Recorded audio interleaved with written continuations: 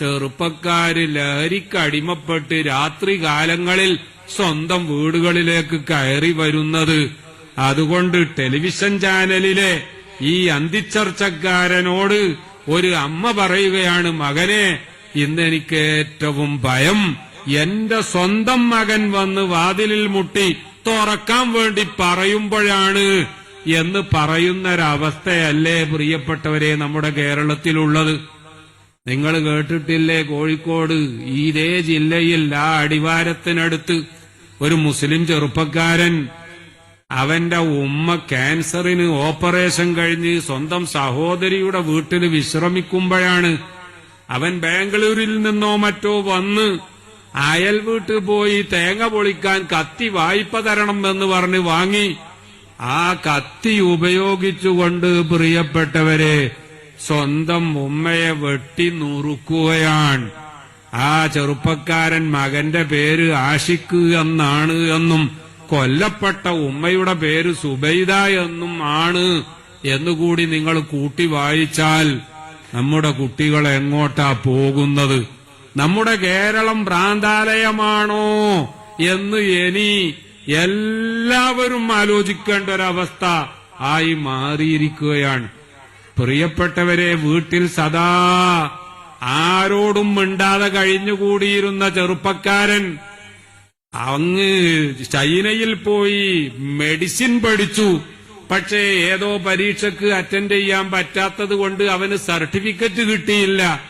അവൻ നാട്ടിൽ വന്ന് അമ്മയോടും അച്ഛനോടും പറഞ്ഞു, എറണാകുളത്ത് പോയിട്ട് എനിക്ക് സിനിമ പഠിക്കണം, 3 മാസത്തെ കോഴ്സിന് 1.5 ലക്ഷം രൂപ തരണം എന്ന് പറഞ്ഞു. അവര് ആ പൈസ കൊടുത്തു.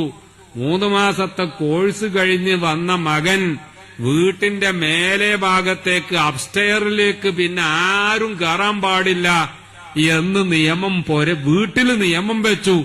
ആ അച്ഛനും അമ്മയും വീടിന്റെ താഴത്ത് ഒതുങ്ങിക്കൂടേണ്ടി വന്നു. ഒരു ദിവസം അവൻ വീട്ടിലേക്ക് കയറി വന്ന് അടുക്കളയിൽ പച്ചക്കറി നുറുക്കിക്കൊണ്ടിരിക്കുന്ന അമ്മയുടെ കയ്യിൽ നിന്ന് ആ കത്തി വാങ്ങിക്കൊണ്ട് പ്രിയപ്പെട്ടവരെ സ്വന്തം അച്ഛനെ 17 കഷ്ണമാക്കി എന്നാണ് നമ്മുടെ വാർത്തകൾ പറയുന്നതെങ്കിൽ, ആ അച്ഛനെ കൊല ചെയ്യപ്പെട്ടതിന് ശേഷം അവിടെ ആളുകളും പോലീസുമൊക്കെ വന്ന് കുത്തേറ്റ അമ്മയെ ആശുപത്രിയിലാക്കിയതിന്റെ ശേഷം അവര് വീട് പരിശോധിച്ചപ്പോൾ അവന്റെ റൂമിൽ കണ്ട വസ്തുക്കൾ എന്താണ് എന്ന് ഇപ്പോഴും അവർക്കാർക്കും മനസ്സിലായിട്ടില്ല. കാരണം പ്രേതങ്ങളുടെ രൂപത്തിലുള്ള മനുഷ്യന്റെ തലയോട്ടികൾ, അതുപോലെ തന്നെ സിനിമകളിലോ മറ്റോ കണ്ടുവരുന്ന ചില ഉപകരണങ്ങൾ, ആയുധങ്ങൾ, ബ്ലാക്ക് മാജിക് എന്ന് പറഞ്ഞുകൊണ്ട് കുട്ടികളെ പിശാച്ചിന്റെ സേവകരാക്കി മാറ്റാൻ പറ്റിയ എന്തെല്ലാമോ വേലകൾ ചെയ്യുന്ന പരിപാടികൾ, ഇതൊക്കെയാണ് അച്ഛനെ 17 കഷ്ണമാക്കി നുറുക്കിക്കളഞ്ഞ ഈ മകൻ. അവൻ മെഡിസിൻ പഠിച്ച് വന്നവനാ ചൈനയിൽ പോയി. പക്ഷേ 3 മാസം കൊണ്ട് എറണാകുളത്ത് പോയി സിനിമ പഠിച്ചു വന്നപ്പോ അച്ഛനെ ഈ രൂപത്തിൽ വെട്ടി നുറുക്കി കൊന്നു എന്നത് നമ്മുടെ ഈ കേരളത്തിലാണെങ്കിൽ ഫോൺ വാങ്ങിക്കൊടുക്കാത്തതിന്റെ പേരിൽ അച്ഛനമ്മമാരെ കൊല്ലുന്നത് ഒരു വിഷയമല്ലാതായിരിക്കുകയാണ്. മാത്രമല്ല, ചെറുപ്പക്കാര് ലഹരിക്കടിമപ്പെട്ട് മാതാപിതാക്കളെയും സ്വന്തം ഉടപ്പുറപ്പുകളെ വരെ ഏത് വൃത്തികേടിനും ബലാത്കാരമായി ഉപയോഗപ്പെടുത്തുന്ന രംഗം വരെ ഇന്ന് നമ്മുടെ നാട്ടിൽ സർവ്വസാധാരണമായിരിക്കുകയാണ്. ഇത് പ്രിയപ്പെട്ടവരെ നമ്മുടെ നാടിന് നൽകുന്ന സൂചന വളരെ വലിയൊരു അപകടത്തിന്റെ സൂചനയാണ്. ഈ രീതിയിൽ പോയാൽ നമ്മുടെ കുടുംബ ബന്ധം എല്ലാം തകരും. മാതാപിതാക്കളും മക്കളും തമ്മിലുള്ള ബന്ധം, സഹോദരന്മാരും സഹോദരിമാരും തമ്മിലുള്ള ബന്ധം എല്ലാം മാറി കാട്ടിലുള്ള മൃഗങ്ങളെപ്പോലെ നമ്മളായിപ്പോകും.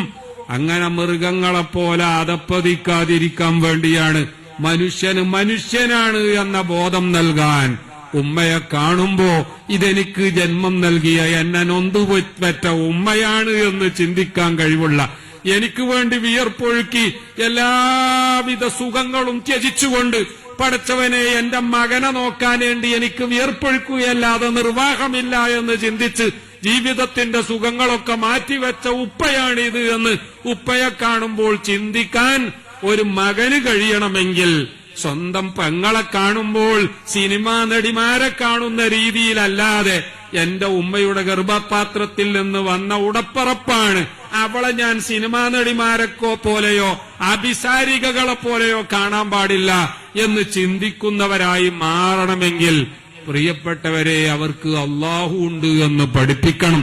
റസൂലുള്ളാഹി സ്വല്ലല്ലാഹു അലൈഹി വസല്ലം തങ്ങളെ പഠിപ്പിക്കണം. പരലോകത്തെപ്പറ്റി പഠിപ്പിക്കണം. മരണാനന്തരം വലിയൊരു ജീവിതമുണ്ട്, അവിടെ നന്മ ചെയ്തവർക്കുള്ള പ്രതിഫലത്തെപ്പറ്റിയും തിന്മ ചെയ്തവർക്കുള്ള ശിക്ഷയെപ്പറ്റിയും പഠിപ്പിക്കണം. അങ്ങനെ ധാർമ്മിക ബോധമുള്ളവരാക്കി മാറ്റണം. ധാർമ്മിക ബോധമില്ലാത്തതിന്റെ ഫലം പ്രിയപ്പെട്ടവരെ നമ്മൾ ഇന്ന് അനുഭവിച്ചുകൊണ്ടിരിക്കുകയാണ്. ഇതോരോ വീട്ടിലേക്കും ഓരോ കുടുംബത്തിലേക്കും ഈ അപകടം നുഴഞ്ഞു കയറുകയാണ്. നമ്മുടെ ഫോണും നമ്മുടെ ഇന്റർനെറ്റും നമ്മുടെ മറ്റുള്ള ബന്ധങ്ങളുമൊക്കെ ഈ രീതിയിൽ നമ്മുടെ കുടുംബ ബന്ധവും മത കാര്യങ്ങളുമൊക്കെ തകരാൻ കാരണമായിരിക്കുകയാണ്. ഇവിടെയാണ് ഈ ദാറുൽ ഖുർആൻ എന്ന പേരിൽ നമ്മുടെ നാട്ടിലെ ഈ സ്ഥാപനം, മറ്റ് ദീനീ സ്ഥാപനങ്ങൾ, അതുപോലെ തന്നെ നമ്മുടെ പള്ളികൾ, നമ്മുടെ ദർസുകൾ, നമ്മുടെ മതപ്രസംഗ പരമ്പരകൾ, ഇതൊക്കെ എന്തിനാണ് ഈ ആധുനിക കാലഘട്ടത്തിൽ എന്ന ചോദ്യത്തിന്റെ മറുപടി നമുക്ക് ലഭിക്കുന്നത് ഇത്തരം വിഷയങ്ങൾ ശ്രദ്ധിക്കുമ്പോഴാണ്. ഞാൻ അവസാനിപ്പിക്കുകയാണ്. നാളൊരു ഹജ്ജ് ക്ലാസ്സിന് വേണ്ടി അടുത്ത ട്രെയിനിൽ കോട്ടയത്തേക്ക് പോകേണ്ടതുള്ളതിനാൽ ഇപ്പോൾ തന്നെ കണ്ണൂരും തലശ്ശേരിയും ഒക്കെ വ്യത്യസ്ത പരിപാടി കഴിഞ്ഞ് ഇവിടെ വന്ന് അങ്ങനെ തന്നെ പോകണം എന്ന് കരുതി വന്നതാണ്. സമയമുണ്ടായിട്ടല്ല. അതുകൊണ്ട് നിങ്ങളൊക്കെ നമ്മുടെ ദാറുൽ ഖുർആൻ എന്ന ഈ സംരംഭവുമായി എല്ലാ നിലക്കും സഹായിക്കണം, സഹകരിക്കണം എന്ന് പ്രത്യേകം അപേക്ഷിച്ചുകൊണ്ട് ഞാൻ അവസാനിപ്പിക്കുകയാണ്. അർഹമുറാഹിമായ അല്ലാഹ്, ഞങ്ങളുടെ നാട്ടിൽ നീ എല്ലാവിധ ഖൈറും ബറക്കത്തും വർദ്ധിപ്പിച്ചേരണേ അല്ലാഹ്.